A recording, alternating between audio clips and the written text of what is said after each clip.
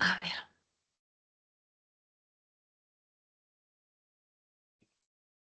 ¿Veis mi pantalla? Sí. Vale. Bueno, pues lo que habíamos preparado para hoy era que yo os contara los últimos análisis que se han hecho relacionando la descarga corolaria con parámetros de conectividad funcional aleatoria de grafos. Y por aquí está Luis. Y después Antonio os cuenta también los avances en los datos en los que estaba él trabajando. A ver, que no me deja pasar ahora. Vale. Pues bueno, como ya sabéis, la idea un poco de poder de analizar estos datos fue a raíz de los artículos que habíamos leído sobre también la integración la relación que la integración de toda la información en las redes cerebrales tiene con ese estado de consciencia y el hecho de que también se había visto que alteraciones en estas en la conectividad de las diferentes redes funcionales podría estar implicadas en unas funciones u otras. De forma más concreta, aquí en la izquierda vemos lo que serían las redes más segregadas, vemos que están divididas como en submódulos y dentro de ellas la conectividad pues es más fuerte. Y en el otro extremo derecho, aquí vemos cómo serían unas redes mucho más integradas en la que estos submódulos que vemos aquí de forma muy clara en la izquierda, en el centro un poquito menos, aquí ya están totalmente integrados. Entonces, para poder evaluar esto, los dos parámetros que cogemos relativa de grafos son el clustering coefficient por un lado y el path length por otro. Con el clustering coefficient lo que evaluamos es la eficiencia de la red, pero a nivel local, es decir, estos subgrupos, módulos que hay dentro de esas redes. Entonces veríamos cómo están conectados entre sí estos nodos. Y en el lado opuesto, de forma complementaria, tendremos la medida de path length, que aquí lo que se evalúa es cómo deficiente es esa red. De forma que cuanto menos nodos tenga que atravesar, por así decirlo, la red para conectarse de un punto a otro, decimos que más eficiente es esa red y por lo tanto más integrada. Entonces, aquí que la puntuación en el Padlet sea menor nos indica que la distancia que hay que recorrer entre dos posibles nodos es más pequeña y por tanto la red en general es más eficiente. En estos estudios que os comentaba antes, que habíamos visto en alguna sesión bibliográfica y demás, hablan de que bueno, para el correcto funcionamiento primero de todo las redes cerebrales en conjunto, es necesario que haya un equilibrio entre segregación e integración. Este equilibrio entre segregación e integración es lo que ya también hemos visto en algunos de los estudios del grupo, sesiones, con las medidas de complejidad que se han evaluado. Entonces, dentro de este correcto equilibrio, el hecho de que la red esté más segregada está más implicada en procesos más automáticos. También se ha visto en tareas en las que se requiere una atención sostenida durante más tiempo, también se ha visto que están más implicados estas redes más segregadas y también en procesamientos más concretos a nivel local. En cambio, cuando la red está más integrada, bueno, esta integración de la red en la que se ha visto más implicada en otro tipo de procesamientos que a nivel cognitivo requieren más, de mayor rendimiento. Pero lo dicho, un equilibrio entre ambos es lo ideal para poder pasar de funciones como más automatizadas a otras que requieren un mayor procesamiento. Entonces, teniendo como esto de base en cuenta, lo que nos planteamos para los datos, o sea, para relacionar esto con los datos de la descarga corolaria, fue un poco lo que se resume en esta imagen. Basándonos también en estos dos estudios, en los que el artículo de Emma, en el que se ve que la potencia en gamma en el resting state difiere entre los subtipos cognitivos de los que ya hemos hablado muchas veces, y además también teniendo en cuenta un artículo anterior del grupo en el que se había visto con estas dos medidas de clustering coefficient y padlen, se había encontrado que en los pacientes con esquizofrenia había una mayor segregación de la red que en controles sanos. Esta mayor segregación de la red, bueno, también unido a lo que ya hemos visto de la alteración que hay en la descarga corolaria en nuestros estudios, esta mayor segregación de la red, nosotros hipotetizamos que puede hacer que a nivel de esa ipseidad que ya hemos hablado muchas veces, que es ese sentido del yo en primera persona, de experimentar las acciones en el momento presente, de ese sentido de agencia, poder diferenciar la fuente de los estímulos, si hay una demasiada segregación en esa actividad cerebral, sería más difícil que nosotros pudiéramos integrar a nivel de nuestra conciencia todos esos elementos que van a crear nuestro sentido del yo. Y que por ende podría estar relacionado esta mayor segregación de la red con las experiencias anómalas del yo. Teniendo además en cuenta que uno de los principales puntos de estas experiencias anómalas del yo, o uno de las principales eh, alteraciones que lo define, es esa hiperreflexibilidad que vemos, que es el prestar como demasiada atención a procesos que normalmente son automáticos. Por ejemplo, los movimientos que yo realizo al respirar, los movimientos de la cara que yo realizo al hablar o cuando expreso una emoción. El hecho de que todo eso se realice de forma no tan automática como debería realizarse, que no se integre todo bien en la conciencia, pues creíamos que podría estar relacionado con esta mayor segregación de la red. Teniendo como toda esta introducción un poco en cuenta, por esto nos planteamos ver si hay relación con la supresión de la N1, pero perdón, la falta de supresión de N1 ante el habla autogenerada, que ya habíamos visto en nuestros pacientes.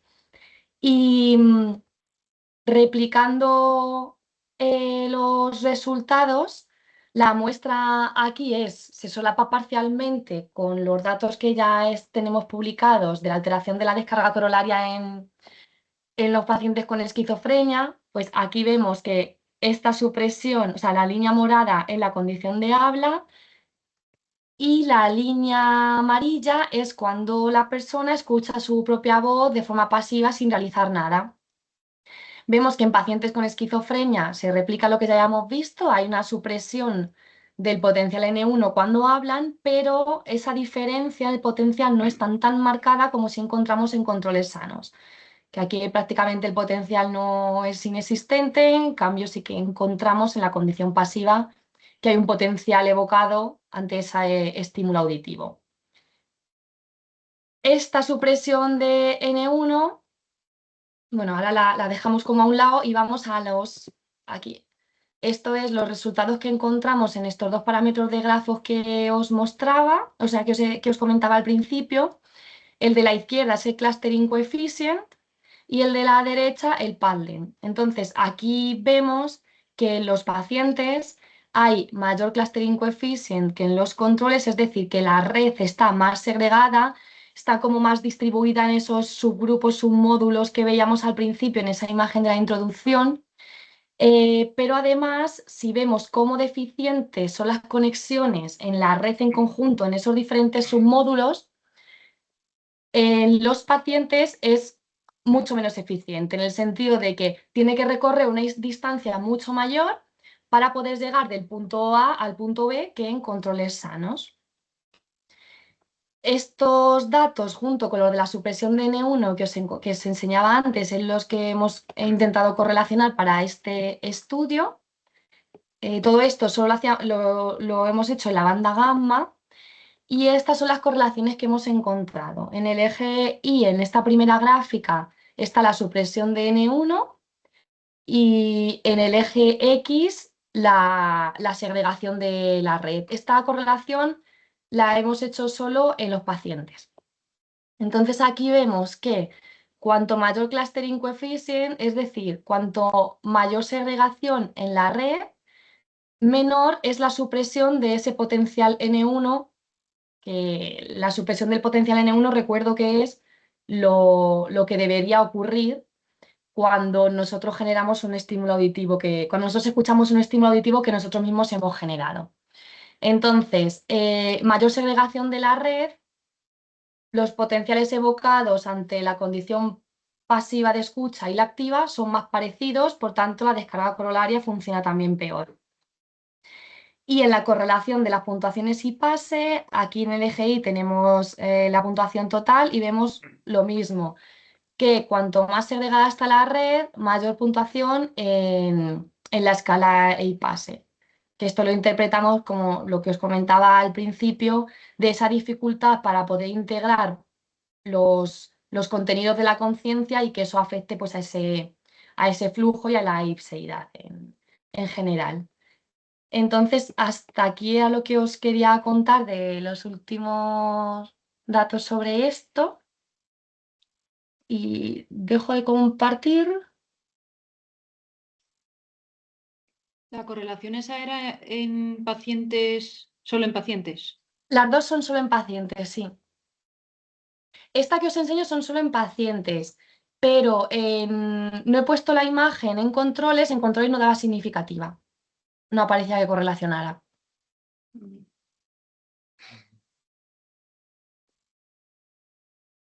Vale, pues esto está enviado ya o todavía. Al final Sí, está enviado a Esquizofrenia Research al final o. sí, lo envié a Esquizofrenia Research, me pone que está con el editor. Vale, perfecto. Vale, ¿queréis comentar algo más antes de pasar a Antonio? ¿Cuál es el tamaño de la muestra? Que no me... 30. Justo nos quedamos con 30 y 30 pareada por edad y sexo.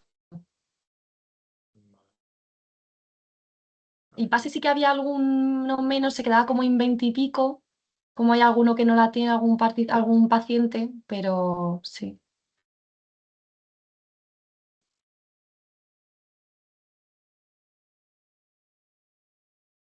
Pues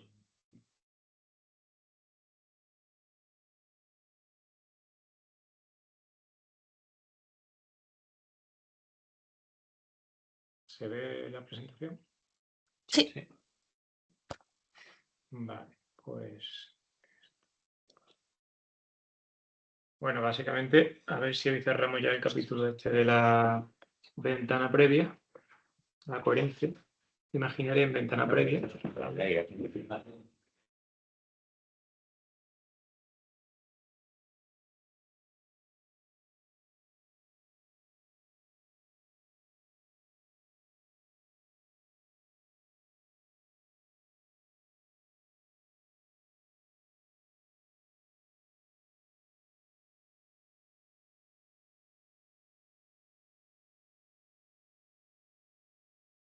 Por repasar rápidamente, nada. Condición de habla y condición de escucha son las dos que estudiamos. Y vemos la ventana de 500 milisegundos antes de hablar o de escuchar la vocal grabada. Una línea base de otros 500 milisegundos. En este caso nos hemos quedado con la banda Z porque en base a la literatura es la que más cuadra con este proceso.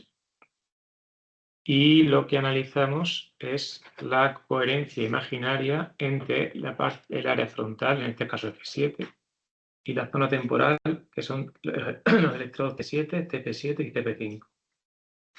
Esto igual, en base a la literatura son los tres electrodos que más apuntan a los estudios, y el F7 parece el electrodo estrella de la parte de la de Broca.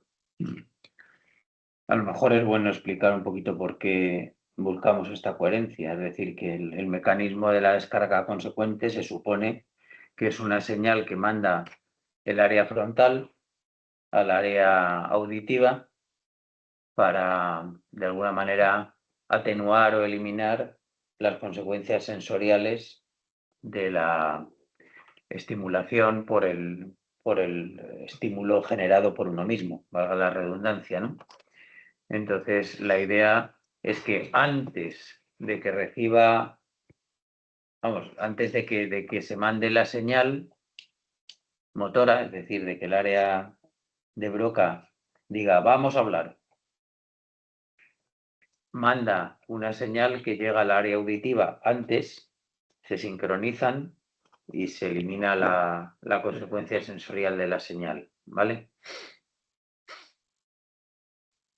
Bien, pues partiendo de esa idea, como digo, analizamos estos electrodos, la coherencia, imagina que sería un poco cómo están, vamos a decir, compenetrados entre ellos en ese momento, en esa ventana previa a hablar, la parte frontal y la parte temporal, para ver si esa coordinación previa que permite no procesar lo que es la consecuencia de nuestras acciones. Y el resultado así que he sacado más interesante es este. Tenemos condición de habla a la derecha, condición de escucha a la izquierda, y verde, azul, listen, rojo y morado, talk, rojo controles, morado esquizofrenia, pacientes, y en el listen verde pacientes, azul controles. Entonces, lo único claro que hemos podido sacar es que en la condición de habla, la de la derecha, se ve, si nos fijamos en la línea de los controles, la roja, se ve esta subida a partir de los 350 milisegundos más o menos, este aumento de la coherencia imaginaria entre las áreas frontales y las temporales, que podría indicar una preparación para hablar. Y que en pacientes, que sería la línea morada, no aparece, digamos que se mantiene más o menos, y además parece como que vienen de una pre-hiperactivación en comparación con los controles. Esto es la condición de habla. La condición de escucha pues es bastante peculiar, no sabemos exactamente interpretarla del todo, pero básicamente parece como que hay una hiperactividad en pacientes en la línea verde que no hay en controles, digamos que en un estado basal en el que no hay que hacer nada. Parece que los pacientes tienen esa hiperactivación o hiperconectividad. Entonces, en base a esta figura, pues hemos cogido entre menos 350 al final y menos 50. He cogido toda la ventana en la que se puede observar un aumento de coherencia en frontotemporal. Como digo, de menos 350 a menos 50. Para comparar pacientes y controles. Entonces, en este caso, la primero que he hecho, el ANOVA, sale significativo, hay un mayor aumento en la coherencia frontotemporal en controles, línea roja, en comparación con pacientes, línea morada, es la condición de habla. En este caso, la condición de habla, que sería la que podemos interpretar con más sentido. Y a continuación lo que he hecho es correlacionar estos resultados con la posterior supresión de la N1 que ha comentado Rosa en el electrodo FCZ. Entonces, en esta primera figura, ya con toda la muestra completa, menos los 5 últimos que hemos registrado, que tampoco nos da tiempo, se quedaría en 66 controles, una edad media de 29 años, poco más, poco menos. Y en controles no aparece ninguna correlación ni se la espera. Ni en la condición de listen, que estaría a la izquierda, ni en la condición de habla, que estaría a la derecha. Es decir, no hay una mayor coherencia frontotemporal previa a hablar que influya de algún modo en la posterior supresión de la N1 en controles sanos. En cambio, si nos vamos a los pacientes, a la muestra de pacientes, que en este caso nos hemos quedado con 59 pacientes con esquizofrenia, en la media aproximada de 34 años, algunos más. En la condición de escucha no aparece ninguna correlación, pero en la condición de habla sí aparece esta correlación.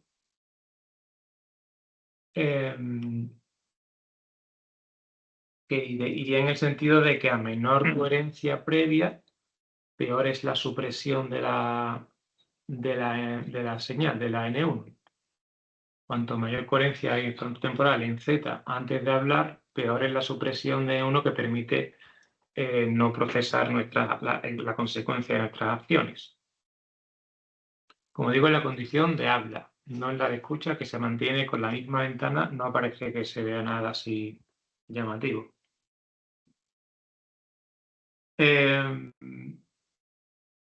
Si hacemos la diferencia, es decir, comparamos la diferencia coherencia en TOC menos coherencia en listen frente a la supresión de N1, se pierde esta correlación. Es decir, aquí lo que estamos correlacionando es la coherencia en TOC y la coherencia en listen por separado. Aquí hacemos la recta, TOC menos listen en coherencia, y el valor lo correlacionamos con la supresión de N1, que en principio podría ser, o pensamos que era la opción más lógica, pero se pierde el efecto de la correlación. También he correlacionado esta coherencia en TOC en pacientes con los valores de la IPASE. Y en este caso ha salido solamente significativa en somatización.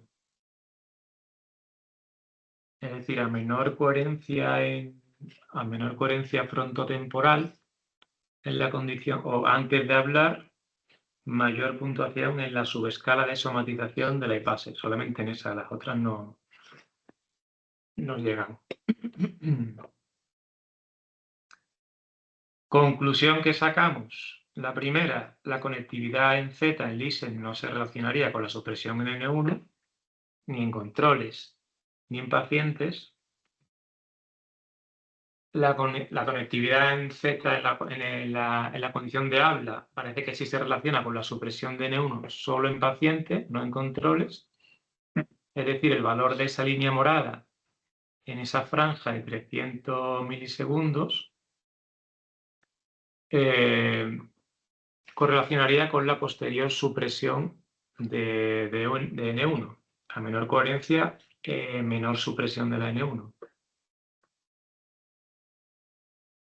Y la variable TOC menos listen en coherencia, es decir, la diferencia entre TOC y listen, parece que no sería la variable relevante a la hora de correlacionar con N1. Y como resultado extra de este último que he sacado, parece que hay una correlación entre ese valor de la coherencia en habla en pacientes y la subescala de somatización en pacientes igualmente. Que se podría interpretar como que esa coherencia frontotemporal más preservada podría estar más asociada a un mejor mantenimiento de lo que somatización se puede entender como una representación corporal o de uno mismo. Tampoco es exactamente cómo se interpreta la subescala. Conclusión así más general. En base a la literatura, claramente se ha visto de los autores que trabajan en esto, que tampoco son demasiados, que la sincronización en Z frontotemporal previa al habla reflejaría la transmisión de la copia diferente de regiones frontales a las áreas temporales para identificar, en este caso, la voz como propia o autogenerada. En el caso de los controles, como hemos visto en los gráficos, parece que habría una conectividad relativamente baja en listen, en lo que sería como un estado más basal, y un aumento de esta conectividad en la condición más activa de hablar previo a decir la vocal. Con lo cual se puede sacar la idea de que hay una modulación de la conectividad frontotemporal antes del habla en controles. Y en cambio los pacientes con esquizofrenia presentan más bien una hiperconectividad basal en la condición de listen, que sería la pasiva, y no presentan este incremento, esta modulación a la hora de prepararse para hablar. Es decir, no parece que haya un aumento de la conectividad frontotemporal para prepararse para decir la vocal. Así como titular sería la idea de que hay una hiperconectividad basal en la condición de listen, Y a continuación, en la de habla, se ve un déficit de modulación de esta conectividad frontotemporal. Con estos resultados, ya pensando en el artículo, que está más o menos encaminado, se me ocurre hacer una figura que sea esta que se ve aquí, la primera con las ondas, quedándonos con listen y con talk en ambos grupos. Y no sé si incluir también una de la supresión de N1, viendo la experiencia con el artículo anterior, para que se vea también lo que pasa tras el habla. Una segunda figura de correlaciones, donde igual solo me quedaría con estas dos, porque ya meter más que no son significativas puede generar más ruido que otra cosa. Y una tercera figura que igual puede ser suplementaria si es que merece la pena, este resultado un poco más aislado de la correlación entre la coherencia previa al habla y la puntuación, la escala, subescala de somatización de bypass en concreto. Esta sería la idea. Hasta aquí me he quedado. Si ya cerramos un poco la idea de la figura, pues ya más o menos termino el artículo y a no ser que haya algo más que se os ocurra o que os podáis plantear. Vale. O sea, yo creo que tenemos un resultado bastante claro que sigue la hipótesis que planteamos al principio. Una menor sincronización entre áreas asocia a una menor supresión de la N1. Eso es la condición TOC. En la condición de escucha, lo que tenemos es algo así como que los pacientes, bueno, lo que hablamos con Ford en su momento, están como preparándose para escuchar antes de tiempo, como hiperalerta, hipervigilantes. Esa es la palabra que... Entonces, en este sentido, eso se podría incluir ahí, pero bueno, claro, también tendríamos que comparar si esto es significativo, esta diferencia, ¿no? En teoría es significativa, sí. No, Sí. no lo he vuelto a hacer hace tiempo, pero la que saqué sí. Pero, entonces, esto se reforzaría si con lo que tuviera relaciones esta diferencia o esta hipervigilancia, sobre todo con lo que llamamos síntomas positivos, los de la PANS. Con la PANS no salía... Bueno, no mentira, no salía en TOC, en LISE no lo hay. Claro. Y luego lo de meter la IPASE aquí, pues yo creo que es un poco dispararse en el pie, quiero decir.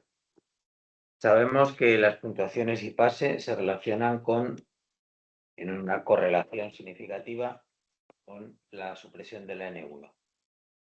Una correlación significativa a lo mejor significa que una R cuadrado, es decir, que la varianza que explican, a lo mejor es 0,2.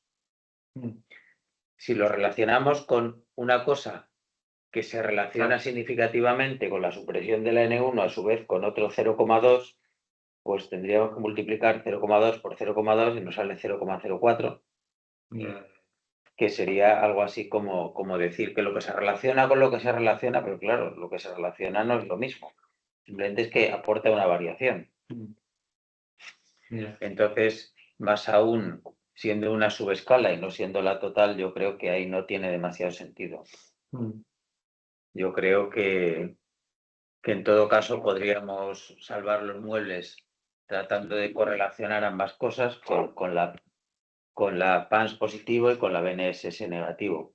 BNSS, no lo he hecho todo. La BNSS negativa, que es la puntuación total que utilizamos para síntomas negativos. Y yo creo que con esto pues quedaría ya bastante cerrado. Si nos piden relaciones de esto con las experiencias anormales, nosotros no tenemos por qué mencionar ahora esto. O sea, tenemos que decir que hemos visto que el artículo, en otro artículo, que hay una menor supresión del N1 y se relaciona con las experiencias anormales. Punto. Ahora queremos ver si esta menor supresión del N1 se relaciona con una menor sincronización que es algo que de otros modos ya se ha hecho también, pero con muestras más pequeñas también, ¿no? Sí, hay cositas, sí, poco, pero hay. Claro, entonces nosotros lo que podemos hacer es aportar la coherencia imaginaria con las ventajas que tenga respecto de lo que hay anteriormente, pero no meternos a examinar la relación de esto con la IPASE. Lo que queremos es relacionar esto con la supresión de la N1. La relación de la supresión con la N1 con el pase ya la hemos puesto en otro lado. No, ahora no tenemos por qué repetirla. Si nos vuelven a pedir eso, pues hacemos una relación de la supresión de la N1 con la IPASE. Claro. Pero no de esto. Claro, tiene sentido. Claro. Vale. Y dos preguntas. La primera, ¿incluimos aquí también un gráfico de un potencial de la supresión de N1? Sí. Para Seguro, vamos. O sea, es que el no incluirlo está claro que genera desconfianza. Sí, por eso. Y ya en el otro artículo no lo dijeron claro. Claro, además, como es lo que desencadena oleadas de entusiasmo entre los revisores, nuestras curvas de estos de los potenciales, pues vamos a aprovecharlo, claro. Claro. Y la otra es, que también me genera duda, lo he investigado un poco hasta donde llego, y es verdad que coger aquí otra ventana de latencia para listen, o sea, coger una ventana de latencia para TOC y otra para listen, no acabo de ver que pueda ser algo bien visto. Bueno, pero ¿por qué diferentes? Pensando en que aquí está la subida de uno, aquí está la del otro. Ya, pero hemos quedado entre menos 350, ¿no? Sí. Pues menos 350 es aquí, o sea, que lo coge casi todo, ¿no? Ah, vale, entonces la misma, ¿no? Claro. No, vale. No, como habíamos hablado de que aquí hay una latencia, pues solamente este tramo. Bueno, pero es que este tramo lo coge casi todo en unos 350. Sí. Lo coge la subida. Sí. Que es bajada en este. Sí, o sea, no afina tanto, pero bueno, el efecto lo coge claramente. Y tampoco. Vale, pues ahora la duda, que he visto que no quedaría muy lógico hacer, ya iría demasiado como buscando el resultado. Vale, entonces, resumiendo, listen frente a PANS, porque TOC frente a PANS ya se ha visto que no. O sea, es listen y TOC frente a PANS y a BNSS. Esperamos, con un poco de suerte, que saliera que esto se relaciona con la PANS. Y si no se relaciona, pues no se relaciona y ya está. No tiene mucho sentido, sí. Pero lo gordo del asunto es la relación de la coherencia con la supresión de la N1. Vale. Y quedarían dos figuras en teoría. Bueno, depende si lo de la PANS sale, podéis no tercera figura quizás. Sí. Vale. Pues. Bueno, esto se hace rápido. Vale. Ya lo cerraríamos. Perfecto. ¿Más cosas que haya que comentar por ahí?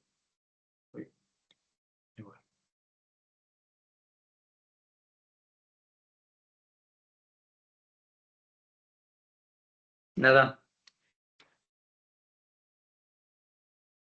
Bueno. El tema de la edad, una cosilla, el tema de la edad y el sexo lo he pareado, ojo, no he hecho espero que no haya problemas, si no quitaré algunos controles de los más jóvenes. Lo que pasa es que aunque estemos haciendo controles mayores, como todos son de 30 y poco, tampoco no suben mucho ya. Estaba yo creyendo que era una maravilla y ahora resulta que necesitamos controles de 60 años o de 50. Que de verdad da una subida. Que no siempre se quedan los controles en 20 y largo y los pacientes ya bajan de 34 modifican, porque es que no hay. Entonces lo que vamos a tener que ir al centro de mayores a por controles. Que son demasiado mayores eso. Claro, lo ideal son 50 años, 40 y largo, que son la mayoría de los pacientes. Pero bueno, quitaré más alumnos. Esta idea de los 60 años y el centro de mayores no me ha gustado demasiado. Ya. Sí. Es un ataque directo. No, son más mayores. No, están me más refiero a mayores. cuando los cumpla yo, dentro de 20 años. No, es que yo me iba por los 70 ya. Así que si alguien tiene algún conocido así con experiencia que quiera venir, Con experiencia de vida, son bienvenidos sus hombres. Bueno, pero para esto yo creo que no nos hace falta, seguramente. Sí, no, yo creo que, o sea, he probado a quitarlo, pero hay que verlo. Vale. Hay que verlo, a ver si no se pierde mucho. Vale. Bueno, oye, punto y aparte. Estamos ya enviando el artículo de Sixi y Lizzy. ¿Está Gemma por ahí? Sí que está. Sí, vale. Acabo de ver Uy, ¿me oyes? Sí, te escuchamos. Ah, vale. Sí. Entonces, Estaba mirando las guidelines y ponía que las figuras y las tablas tienen que ir al final y lo estaba haciendo. Y luego también que en los box plots, que si la base de datos es menor de 100 muestras, que se pusiesen también los puntos individuales. Entonces estaba generando las figuras Ah, vale, y ya vale. lo tengo y ahora te lo mando. Vale. Entonces, bueno, si quieres lo envío yo al Translational Psychiatry este. Vale. Lo único, ¿alguien tiene la lista de revisores que hemos mandado para algún artículo de LICI de los últimos? Es que yo sepa no lo mandé yo. O lo mismo si lo mandé yo y he perdido la Yo lista no de lo los ma- revisores. Yo no lo mandé, seguro. Bueno, se puede mirar el Pero- corresponding author. Sí, vamos, por consultar la lista y por ver si lo mandamos a los mismos o a diferentes. Porque yo creo que estaba el Lascalakis este, la Farzán y no me acuerdo quién más. Bueno, nada, bueno, pues nada, eso es Corresponding mirar. eres tú, Vicente. Sí, ya, pero en Bing no. Ah, vale. Ya, yo puedo llegar hasta ahí. En Bianding no. Bien.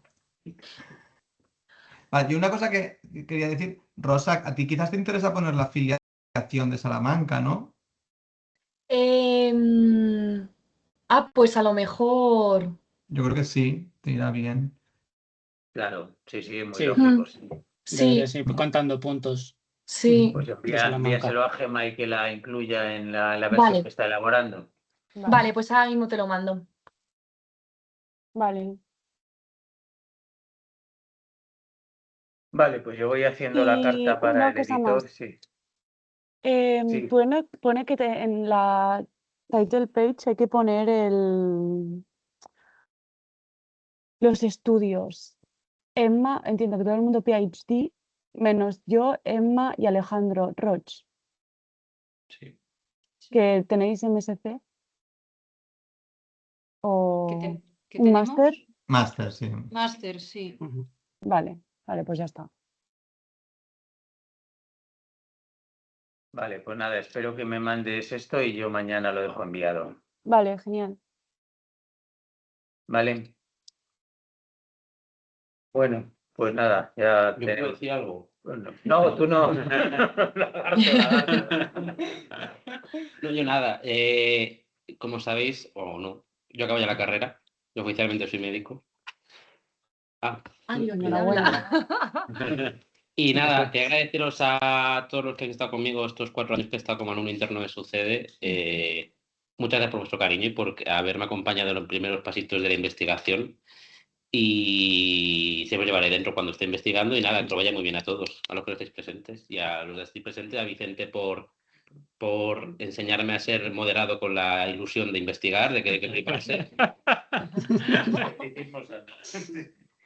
Y a Emma por el patronato del TFG y a Alejandro pues de toda la vida que hemos estado desde segunda carrera. De verdad, muchas gracias a todos y que os vaya bien. No sé cuándo volveremos a vernos. Muy bien, pues gracias a ti por confiar en Mucha suerte, Félix. Enhorabuena. Y mucha suerte. Chao. Enhorabuena. Buena suerte. Bueno, pues nada, cerramos el kiosco hasta el jueves que viene. Muy bien. Vale. ¿Vale? Mm. Venga, hasta luego. Hasta luego. Hasta luego. Hasta luego.